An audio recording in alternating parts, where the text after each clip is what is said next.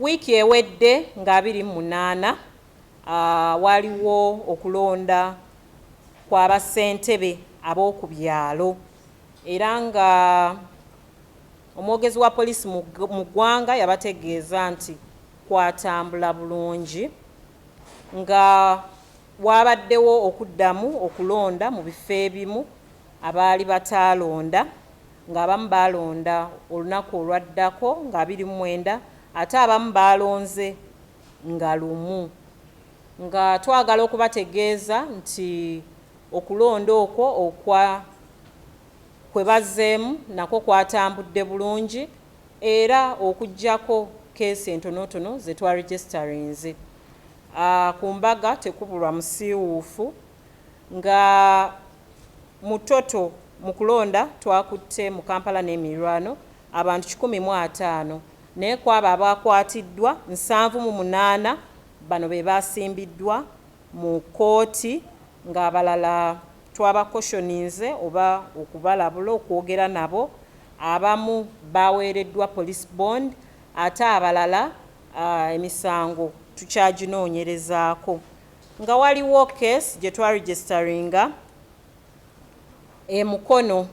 eyali ey'okugezaako okutta eyaliwo nga 28 July mu kyalo Luwunga mu Nama sub-county mu district ey'e Mukono. Era twakutte abantu 2 okuli Kiwanuka Moses ne Mutebi Mohammed. Kigambibwa nti omutuuze omu bwe yali asimbye emabega wa chairman we bano baamusika ne bamufumita ekiso nga tuli mu kunoonyereza ate nga 2 omwezi guno twafunye report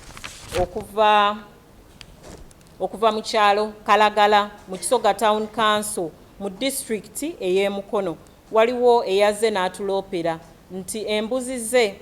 4 zaaweereddwa obutwa ono baabadde bamuvunaana ate kuwagira mulala olwo ne bapoisoninga embuzi ze nga ffe tuvumirira ebikolwa eby'effujjo bannanga obululu tebubaawula obululu bugenda kujja buyitewo naye mmwe mugenda kusigaza ekyalo kyammwe era nga 31 omwezi oguwedde twafuna information ey'abaali bagezaako okwekalakaasa mu Masajja mu Ssaabagabo mu district ey'e Wakiso nga bano baali batudde nga bafumba emmere n'okulya mu makkati g'oluguudo ekikolwa kye tuvumirira ekikolwa ekibi nga kigambibwa nti bano baali balaga obutali bumativu mu kulonda okwaliwo oba ebyava mu kulonda nga ffe tuvumirira ebikolwa eby'okutwalira amateeka mu ngalo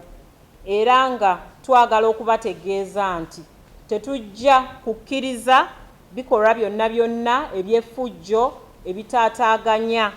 emirembe ebitaataaganya abantu abali ku mirimu gyabwe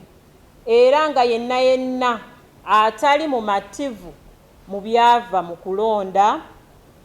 tukuwa amagezi nti genda weekubira enduulu mu kooti okusinga okutwalira amateeka mu ngalo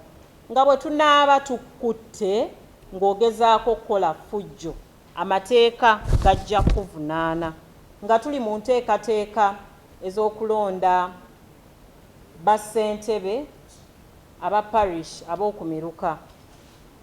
ffe ng'ebitongole ebyokwerinda tuli beeteefuteefu okulaba nga tuwa abantu obukuumi okulaba nga n'okulonda kuno tukuyitamu bulungi mu mwezi guno nga tugenda kuyiwa abasirikale mu bungi okulaba nga tewali ffujjo likolebwa mu poliisi eya Jinja Road etandise omuyiggo ogw'amaama ono eyakkakkanye ku mwana we n'amwokya amazzi agookya nga bino byabaddewo nga 1 omwezi guno mu K3 Kyambogo Nakawa Division mu district eye Kampala. Okunoonyereza kulaga nti maama yakutte amazzi agookya agabadde mu bbinika n'agayiwa ku mwana we ow'emyaka 4. Mbu ono yabadde amulanga kulya muceere gwe yabadde afumbye nga maama we taliiwo nga teyamuwadde lukusa kulya muceere ogwo. Nga tutandise okuyigga omukyalo ono zaabaki nga ffe ng'ekitongole kya poliisi tuli beeteefuteefu okulaba nga tulwanyisa ebikolwa eby'okutulugunya abaana era nga tukubiriza abazadde okwewala okutulugunya abaana, okukomya ebikolwa eby'okutulugunya abaana. Ekyo si kye kikolwa ekisoose era waliwo eyayokya omwana akaveera olw'okumubbako nusu 10. So abazadde abakuuma abaana tubasaba bannaye mukkakkanye ku busungu. Oyinza okuba toli mu mbeera nnungi naye kkakkanya ku busungu. Waliwo engeri nnyingi mw'osobola okugunjula omwana okusinga okumutuusaako ate ekintu eky'obulabe ng'ekyo. Ng'omukyalo ono tumunoonya era nga bwabeerawo yenna amanyi ku mayitire ge asobola okutwala amawulire ago ku poliisi emuli okumpi oba n'akuba ku nnamba ya 0800 12 22 91.